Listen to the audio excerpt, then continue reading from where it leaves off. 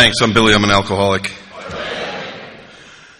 And getting used to hearing people talk back to me when I speak. It's been a long time.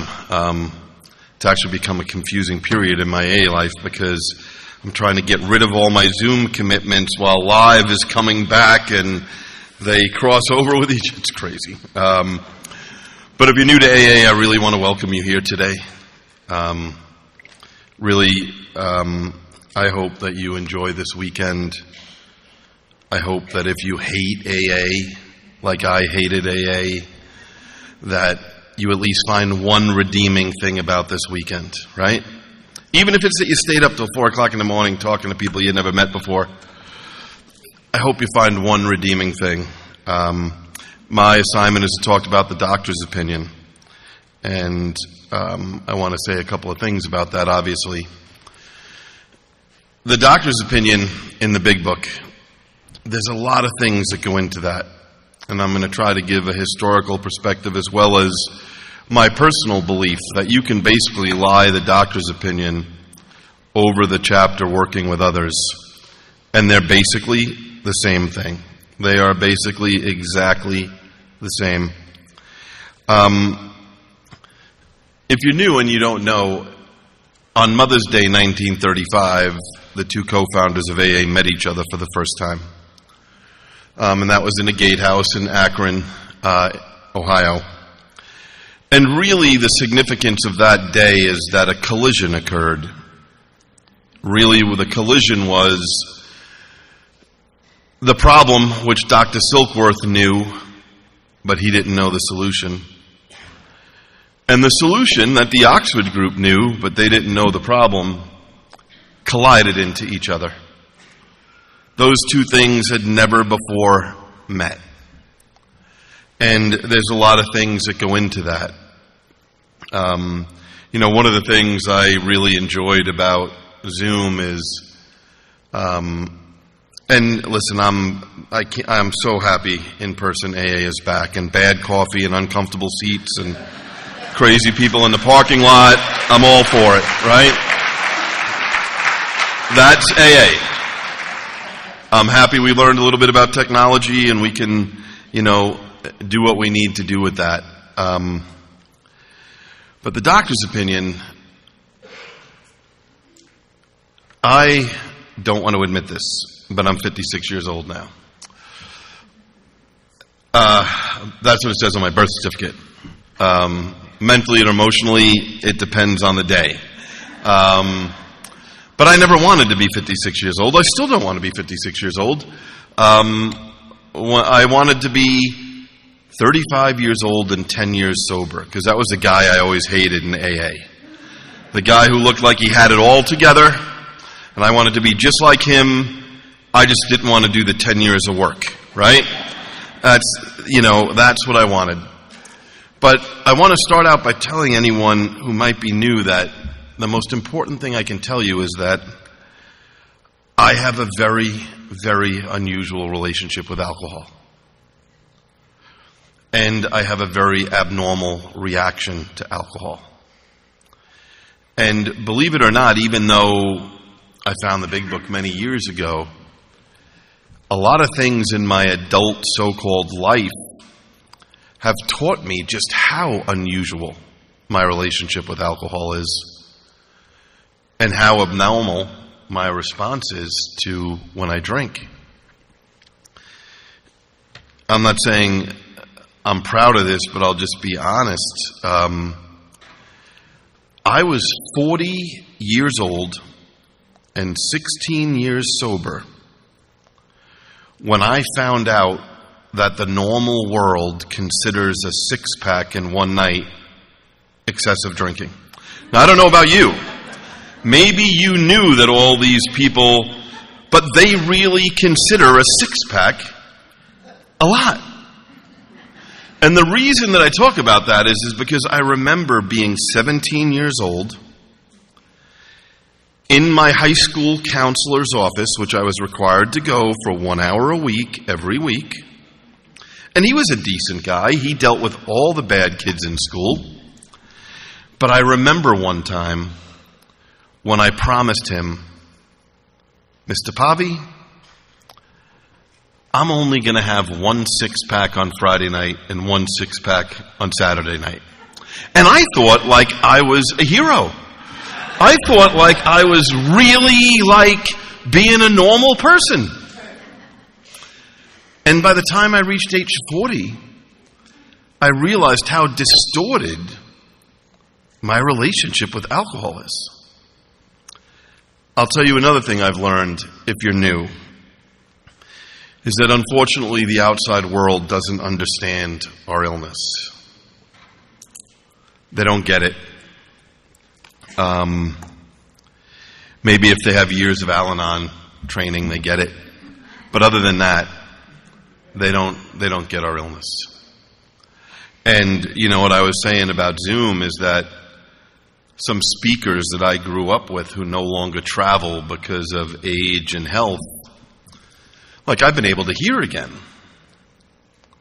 And one of my favorite, even though I'm not a member of Al-Anon, I'm an AA member, but one of my favorite Al-Anon speakers is Mary Pearl.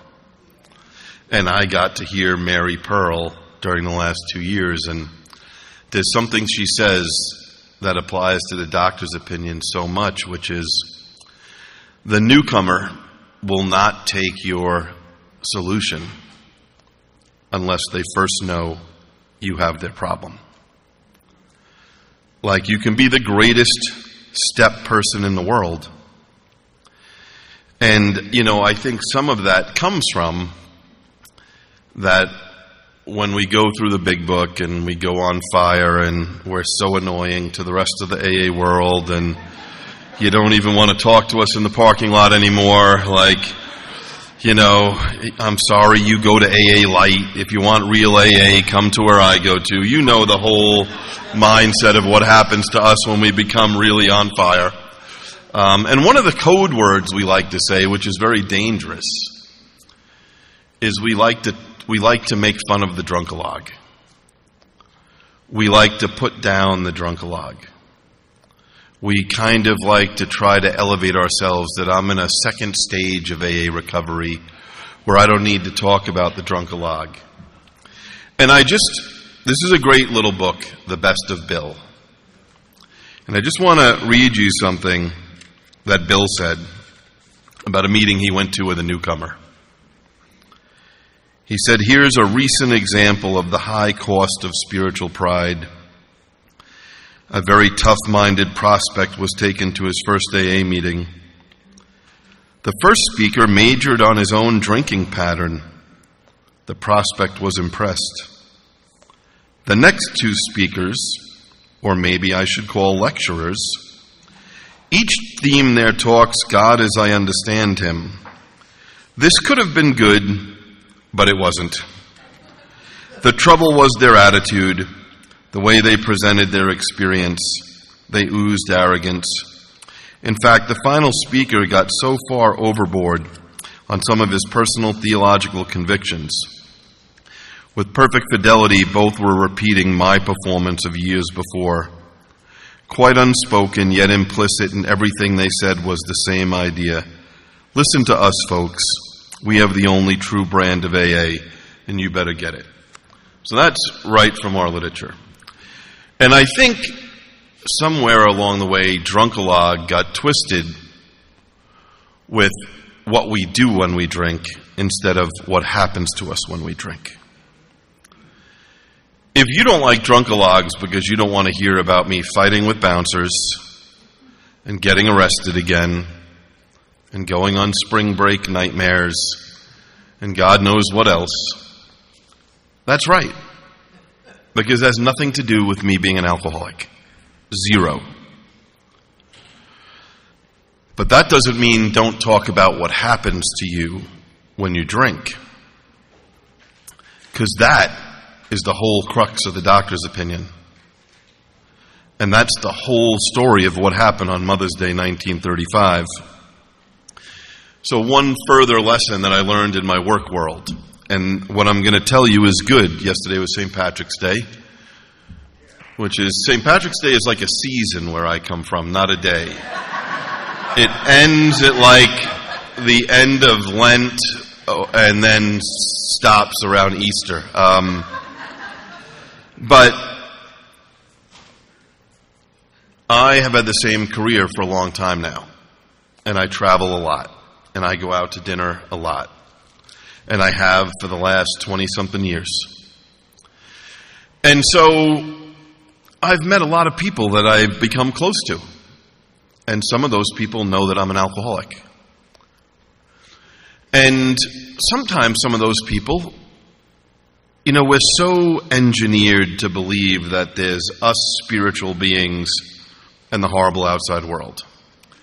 What I've learned is it's really the complete opposite. There's really a lot of great people in the outside world, just not the kind of people that I'm naturally attracted to. That's really how that goes. But what I have noticed, and this is 100% accurate up until today, anytime I have been out with people at work, 2 or 3 people at a dinner table, and I have told them a little bit about my story, and I tell them that I came to AA at age 14, 100% of the time, one of them has to say, "You must have had a really rough childhood." They can't help themselves. They just can't help themselves but want to find an external reason that's the responsibility of my internal condition. Now, what do I know about that? You know what else I've learned going to dinner for work for the last 20 years? There's a lot of people allergic to shellfish. I don't know if you know that. I found that out, right? You sit down, you're in a restaurant, the waiter has lobster or shrimp or whatever, crabs, and somebody says, "Oh no, I'm allergic to shellfish." Do you know, again, as of today, 100% of the time, not one person at the table has said to that person, "You must have had a rough childhood." Not one person. Not one. Not a single person. They just accept that that person has a medical allergy to shellfish. The parents didn't cause it. Being poor growing up didn't cause it. Being adopted didn't cause it. Being Irish Catholic didn't cause it. There's just something wrong inside their DNA. And so, here's the other thing I've never heard. I've never heard somebody that learns somebody else has an allergic reaction to shellfish tell them to just have one. I've never heard that. Ever. I've never heard somebody say, "Well, it's been so long since you had shellfish." Ever. The outside world just accepts that medical rationale that that person cannot safely eat shellfish. Unfortunately, a lot of the outside world does not accept that about us. They want to come up with some external reason for our internal condition. If you look at Dr. Silkworth and his work, and you look at what got us to there, just think about any time Dr. Bob was interviewed about why that first meeting on Mother's Day 1935, where Dr. Bob agreed to give this guy from New York 15 minutes, lasted a couple of hours. And any time Dr. Bob was asked about that and said, "Hey, how come it went so long?" And Dr. Bob always gave the same answer. Because he was the first person who ever described his own drinking that was just like mine. It was the first person I ever met who told their own drinking story that was the same of mine, which we've come to call the Me Too moment. That is the critical place to get every newcomer you meet in Alcoholics Anonymous to the Me Too moment. And Bill W., because we live in such an electronic world today, most new people we meet in AA have already seen the AA movies, right? They've seen the new Bill W. movie. They've seen the old one with the guy from the Rockford Files. They've seen the movies. And they know kind of the most famous scene in all those movies.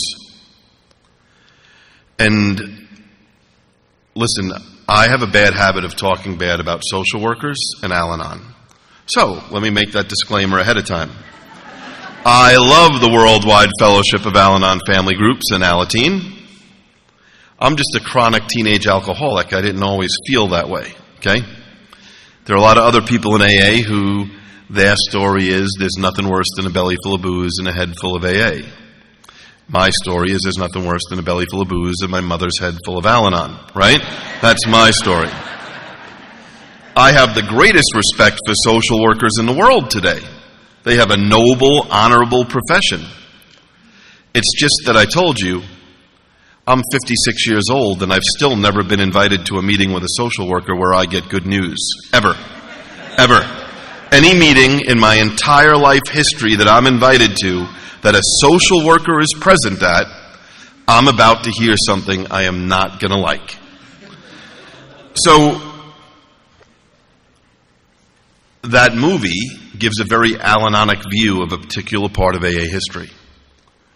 It's the spring of 1935. Bill W. has been sober since December. He is depressed and he tells Lois in the kitchen at 182 Clinton Street, I can't get anyone sober. It's not working. And if you've seen the movie, you know what Lois says. She doesn't care.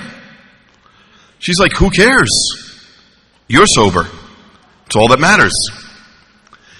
Now that's a great ending for Bill and Lois. If Bill stayed, at that time his batting average was 0.0. He was the worst 12-stepper in the history of Alcoholics Anonymous, which hadn't even started yet at that time. Thank God, before he went to Akron, he went to see Dr. Silkworth. Now, this story is not in the big book, but it is in AA Comes of Age, and if you've read Not God or a couple of other AA history books. But when he went to see Dr. Silkworth, he complained again that he could not get anyone sober. Dr. Silkworth said, tell me about your approach. What are you doing when you meet these people? And so Bill told him, and Dr. Silkworth said, that's a disaster. Like, your approach sucks. It's never going to work. You cannot tell a drunk that you were in a hospital and at 3 o'clock in the morning, God blew the window open and you felt like you were floating on clouds and had a spiritual experience. Like, drunks are just going to ignore you. It's not going to work. You have to stick to the medical estimate of alcoholism. You have to get the person that you're talking to understand that you have the same thing wrong with you that they have with them. And that comes down to two things: the physical allergy and the mental obsession. That's what brought Dr. Bob and reeled him in. Sometimes people complain that we have too much literature in AA or too many pamphlets or whatever else. And, I look at all that literature as kind of like, I don't know if anyone here ever watches like National Geographic fishing shows, but I've never gone shark fishing, but I find those shows kind of interesting. And if you've ever watched those shows, they have this thing called chum. They dump fish blood into the water, and it attracts all the sharks. It doesn't catch the sharks, it attracts them. And then the shark gets caught. And that's how I look at a lot of our literature. It's designed for people not in AA, not for people in AA. The big book is for people in AA. And if you go back to Dr. Silkworth and what happened in the gatehouse that day, and his letter in the beginning of the big book, which I'm going to talk about a couple of sections, history has not been kind to alcoholics. Our disease goes back thousands of years. Whether you're reading Far Eastern history in Asia or reading the Bible, I don't care what religion you are, by the way, but if you're just reading the Bible as a historical document, there's talk of people like us. People with bloodshot eyes. People who drink the grapes, the wine from the grapes. People who can't stop drinking. And I want to take you back to 1909, because for me, that is what led to AA and led to the doctor's opinion. And at that time, there was no AA. And at that time, the number one psychiatrist in the world was Sigmund Freud. And believe me, I'm a New Yorker, so when I go to Akron and I hear all this welcome home, welcome to the birthplace of AA, it kind of makes me sick, to be perfectly honest, because it was a New Yorker that went there and started AA, right? But I got to accept it, right? But for me, the birthplace of Alcoholics Anonymous is a place called Worcester, Massachusetts. Now, there's the last thing, as the diehard Yankee fan I am, is give any credit to that state, right? But I got to give it to them. That in 1909, Clark University was celebrating its 20th anniversary as the second college in America to offer graduate degrees. As such, they were having a big celebration, and they invited supposedly some of the smartest people in the world to their celebration. One of those people was Sigmund Freud. If you would do a lot of research on Freud, you would find out that he made a lot of his most celebrated talks were at Clark University in 1909. It has nothing to do with AA, but that's what they say about Freud. However, what is important to AA is that for about 4 years then, Sigmund Freud had a protege, a young resident doctor working with him.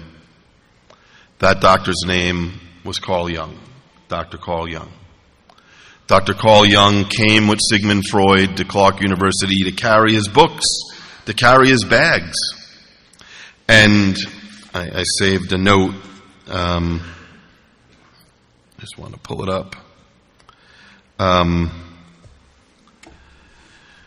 While Dr. Jung was in the hallway and standing outside waiting around for Dr. Freud, he ran into the man who wrote The Varieties of Religious Experience. That would be William James, the psychologist from Harvard. And while they were outside, killing time, Jung became enamored with James. Now, if you've ever tried to read Varieties of Religious Experience, it's a toss-up between that and the service manual as to, what would drive you more crazy. But it is an outstanding book, even if it takes you 5 years to read it a little at a time. But it is a documentation of people who have had spiritual experiences. And you see, that's what James filled Jung in on. That since the beginning of time, and what James called them was transformative spiritual experiences. That people since the beginning of time were having transformative spiritual experiences. And James said they had three things in common, all these spiritual experiences. They involved intense emotion. They involved no willpower at all. But it gave the individual the power to accomplish impossible things. That's what he convinced Jung of. That for thousands of years, people have been having these transformative spiritual experiences. But he told Jung the problem with them is that they're as rare as getting struck by lightning. Now, an example of one of these, if you want an example, would be like the man who wrote the words to Amazing Grace. Still considered one of the most spiritual songs of all time, but yet written by a former slave ship captain who became a minister. Like that man had a transformative spiritual experience. And it's funny because I am such a Young and James student that finally the archivist at Clark College found a small book that somebody published about them meeting. It's in the archives there, and it's, what did Young say later on? Young said alcoholism is an illness long before the regular medical world did. He said alcoholism crushes its victims by making them feel hopeless. And then he said there is no cure but a spiritual solution. And so it's amazing the timing, because William James died like 8 months after that meeting. If that had never happened, Carl Jung left working with Freud within a couple of years, and he went a different direction. And if you're familiar with our big book, you're familiar with the story of a certain American businessman who went over to Europe because his family was trying to get him help, and who is the doctor that's talked about in the big book, that this certain American businessman who we know is Roland H. He has that conversation with Dr. Jung, am I hopeless? And Dr. Jung is like, well, no. Every once in a while, something happens to people like you. And so then we make it another 25 years, and Bill W. is bottoming out. And Bill W. gets to Towns Hospital for the last time in December of 1934 and has his spiritual experience. And, one of the things that I see in Alcoholics Anonymous, I just want to pull up my other big book because I made a note in that. Sometimes we see two tragedies in Alcoholics Anonymous that I witness. The first tragedy is when a real alcoholic is not sponsored by a real alcoholic. That if you're a real alcoholic, your life depends on a spiritual solution. The book is clear that if you're a heavy drinker or otherwise, you might not need this spiritual solution.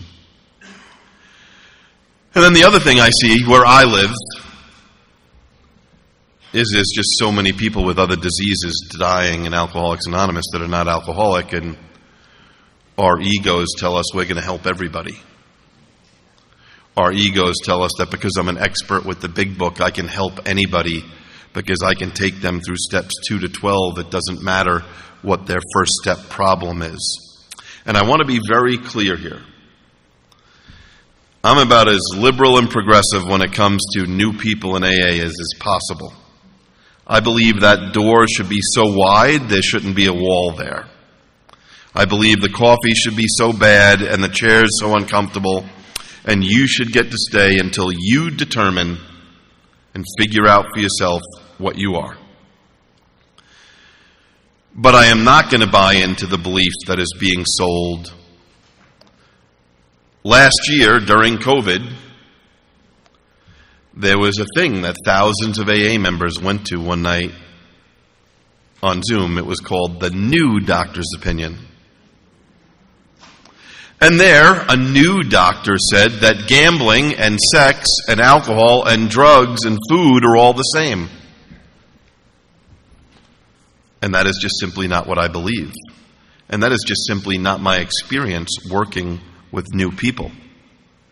So when I say get somebody to the place that can help them, if you're an alcoholic, I don't care what other problems you have, because I know you have at least 10. Right? I'm talking about people that are not alcoholic, that have been beaten into submission by outside forces, that if they have one problem, AA can help them. And I want to read, and this is what I'm going to read out of the big book, out of the foreword to the second edition about Dr. Bob.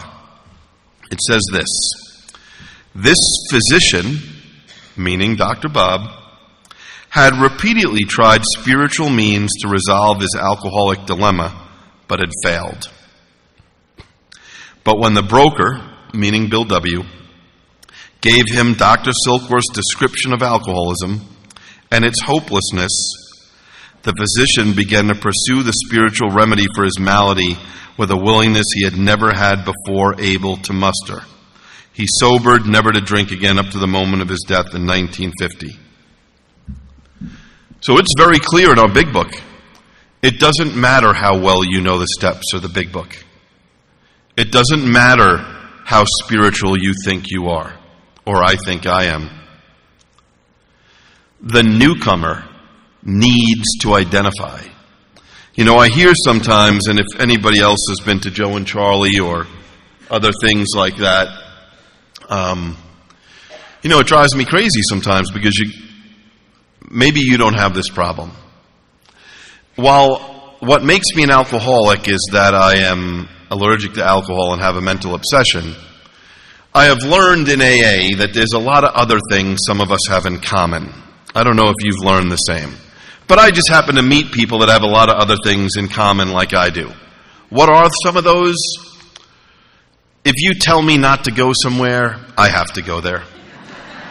If you tell me not to hang out with a particular person, I know that person was put on earth by God for me to hang out with. I just know it. And I did not know that I make up my own definitions of words. I learned that in Alcoholics Anonymous. You know how I learned that? At Big Book weekends where they encouraged using a dictionary. A dictionary where I actually used the definition of the word, not the one I've created. I have a bad habit of doing that. And when I hear people try to twist words, when at the great Big Book workshops I went to at Joe and Charlie and Don P. and a bunch of others, Joe H., a bunch of others, they always stressed a dictionary. And I hear people sometimes say, alcohol is only mentioned in the first step. That might be the craziest statement in the history of Alcoholics Anonymous. There are some others that I find out there, but that one is probably the craziest. Joe and Charlie would say, if you work the steps off the wall, you have an off-the-wall program. And the only place you could assume that alcohol is only mentioned in the first step is on the wall. Because in the Big Book, which I'll go to page 103 to keep it simple, to the preface, the forwards, the doctor's opinion, the end of working with others, that's that many pages. And even if I want to not argue and not split hairs, I'll just go to page 40. It's half of the Big Book where the program of action is talked about is about identification. Exactly what Silkworth talked about. And I'm a person who, when I heard the first drink gets you drunk, I felt bad for you old people. I heard that when I was a teenager. Oh, the first drink gets you drunk. Really? I wear my drinking like a badge of honor. And I can tell you, I'm a good drinker, and the first drink definitely does not get me drunk. I figured that out by the time I was 18. I told a counselor at Catholic Charities DWI program that the first shot after the 8th beer got me drunk. That's how intelligent I was. The first shot after the 8th beer.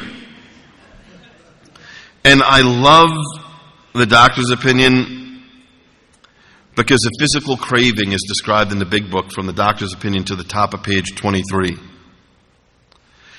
And what I was taught is to use the doctor's opinion as a tool by looking at what happens to me after the first drink. That's what the doctor's opinion is. It's a tool for me to examine what happens after the first drink. And if you look at the opening of the doctor's opinion, it says, "We of Alcoholics Anonymous believe that the reader will be interested in the medical estimate plan of recovery described in the Big Book." And I finally had to get to a place where I had to ask myself, am I interested in the medical plan?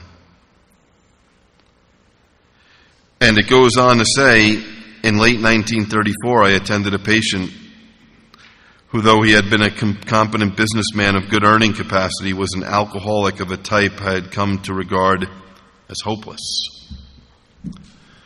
So I need to ask myself that question too. Was I the type of alcoholic that other people described as hopeless? That's a big yes for me. Then if you drop down a couple of paragraphs, it says, the doctor says, "I personally know scores of cases who were of the type with whom other methods had failed completely." And I have to ask myself that question. Am I the person where other methods failed completely? And that answer is yes. It goes on to say, in this statement, he confirms that we who have suffered alcoholic torture must believe that the body of the alcoholic is quite as abnormal as his mind.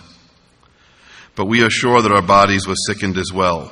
In our belief, any picture of the alcoholic leaves out the physical factor is incomplete. The doctor's theory that we have an allergy to alcohol interests us. It explains many things for which we cannot otherwise account. And, I see a lot of young people here, and I got sober young. But I can tell you, it's dangerous for everybody, but especially for young people, that there's nothing more dangerous in Alcoholics Anonymous than a healed body and a sick mind. It's the most dangerous combination in Alcoholics Anonymous.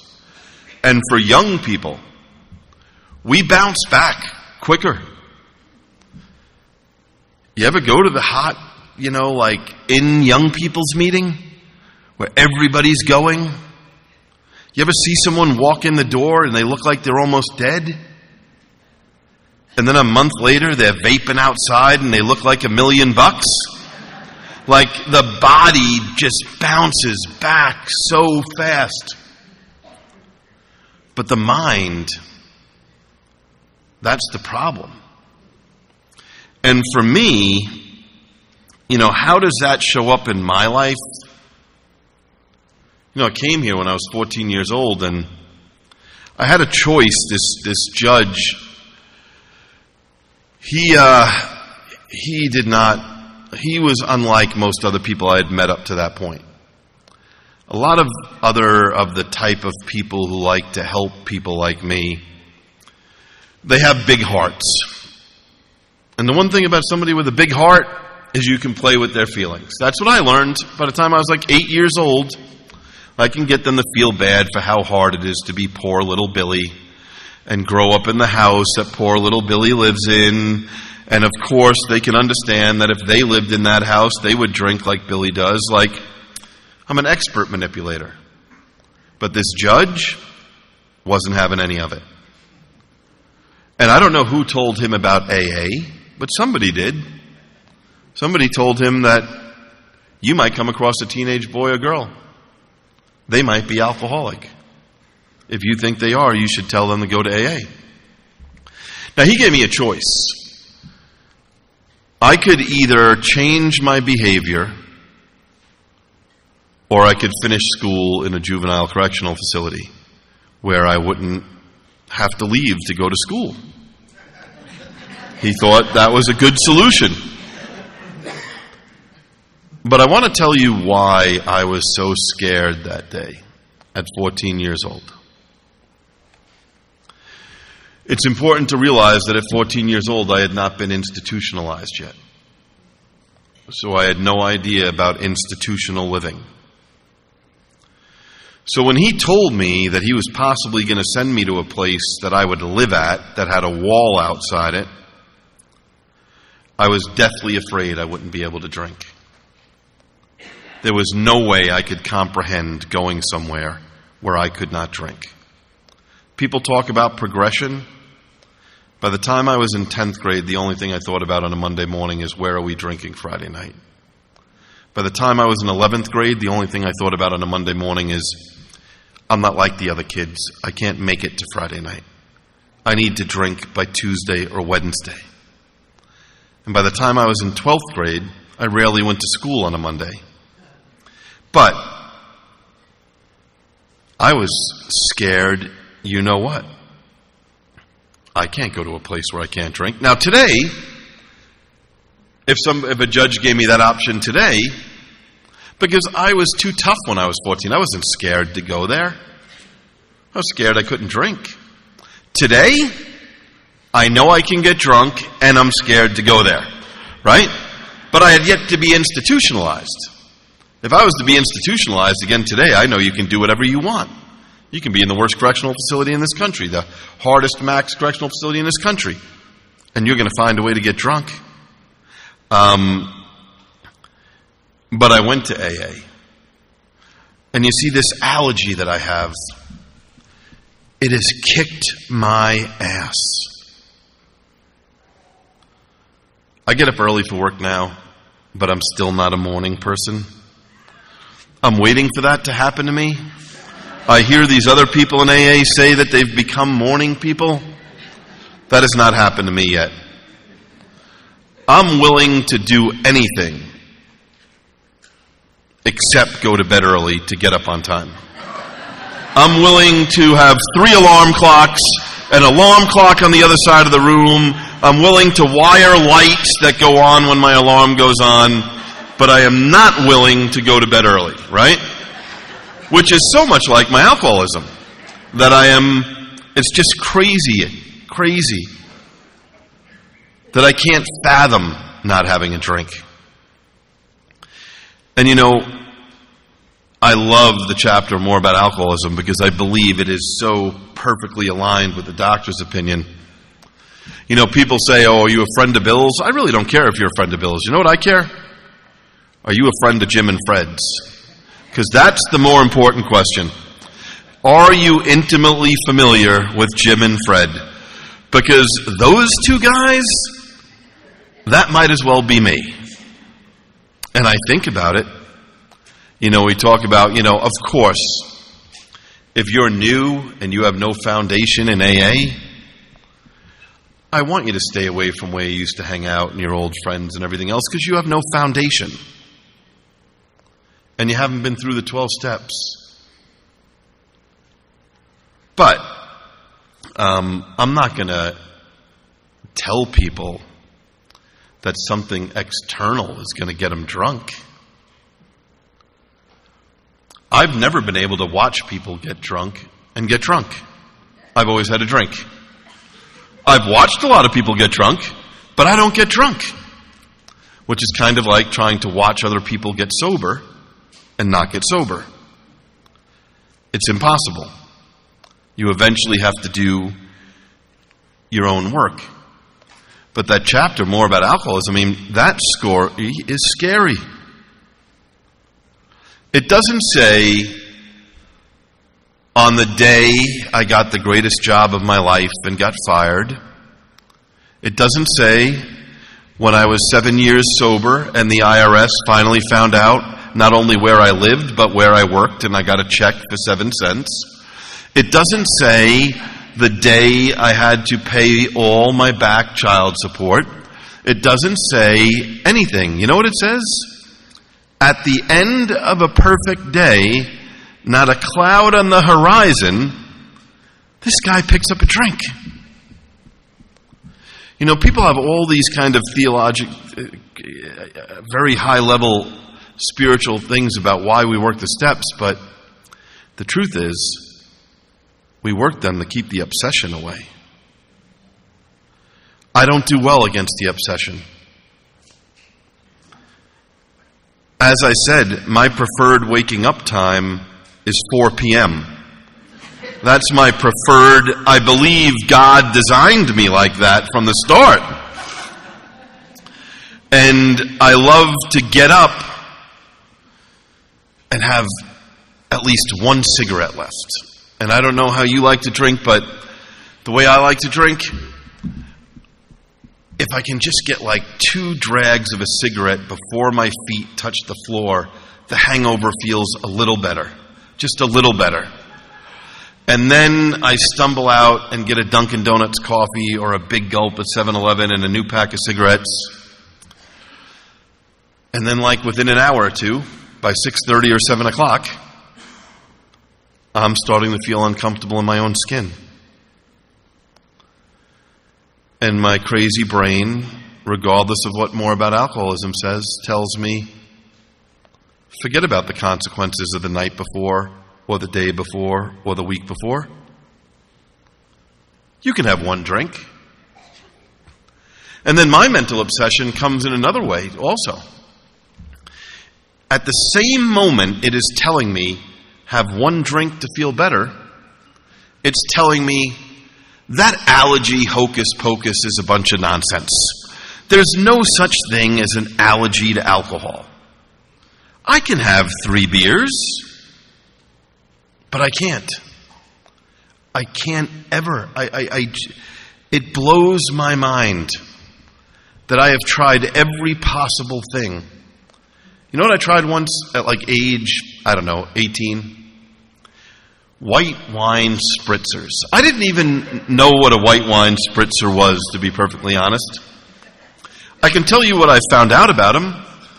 I can drink like 40 of them. That's what I know about white wine spritzers. And I have a vicious headache the day after. And, you know,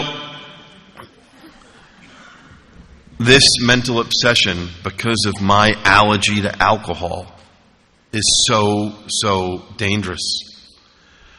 Because my brain is wired that I am mentally and physically different from my fellows. I'll tell you a quick story. Again, it doesn't speak well of my mental health. But when I was 9 years sober, I had to have knee surgery. And I was at my surgeon's office after the surgery and talking about physical therapy.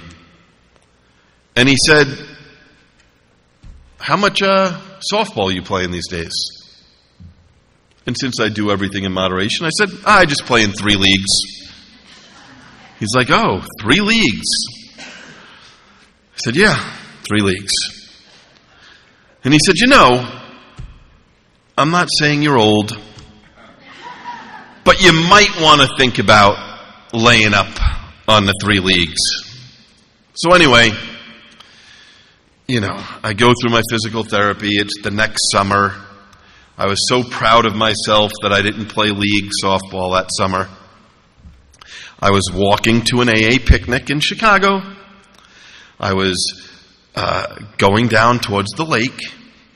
And as I looked down to where the picnic was, I saw like a crushed hamburger box at first base. And somebody's like shirt was second base. And like half the broken cardboard cooler was third base. And in that instant, my mind said to me, you know, the doctor wasn't talking about a friendly game among friends. He was talking about league. Now, before I go on with this story, if you're new to AA, I just want to give you a little tip. There's no such thing as a friendly game amongst anything in AA. I don't care if it's spades, Trivial Pursuit, euchre, golf, volleyball, baseball. I meet people like myself. I am a horrible loser and an even worse winner. That's who I meet in Alcoholics Anonymous. But I walk to the picnic, and where am I 2 hours later? I'm in left field. Right where I like to be. I love to play left field. And there's a guy up at bat. Now, my family, again, they didn't make me an alcoholic, but they passed other traits on to me. I have the ability to hate you even though I've never met you. I learned that from a young age. I know that, right? I don't have to like you, and I don't even know you. And so there's a guy up at bat. I don't like him. I've never met him. I've never even seen him in a meeting, but I do not like him. Why? Well, probably because he seems to be really good at softball and he's good looking, so I don't like him. And the first time he was up, he hit a great line drive. And so the second time he's up, he hits a wicked line drive to left field. That anyone who has played baseball for even like 2 minutes knows that you catch on one hop, and you throw to second base. That's how it works. You watch the ball fall in front of you, you catch it, and you throw it to the shortstop so that the runner holds on first. That's what you do. That night, as I walked to my car, my knee was like 3 times bigger than it should be. I had dried blood all over my socks and my shorts. I had a Ziploc bag that somebody brought hamburgers in that I put ice in, and then there was a guy there who was a plumber, and I duct taped it around my knee because I was in so much pain. And as I was walking to my car, the only thing I thought about walking to my car was, that might have been the greatest catch I've ever made. It perhaps might have been the greatest catch I've ever made, and it's worth all this pain. And that is how I drink.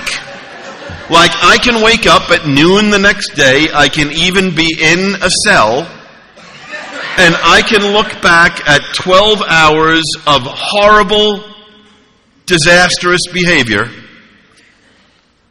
but I'm able to find like 5 or 10 minutes where alcohol did for me, where nothing else does for me, and my crazy obsession. And so what I really want to stress, if you're new, please find a sponsor that's been through the big book and learn about that physical allergy. Because if you don't have a defense against that mental obsession, if you haven't been through the steps yet, and you're on this side of God's window, I know we hear all the time, don't quit before the miracle. I hate that statement. I like the statement, don't quit after the miracle. Because sometimes I don't think we give one day of sobriety its due in Alcoholics Anonymous.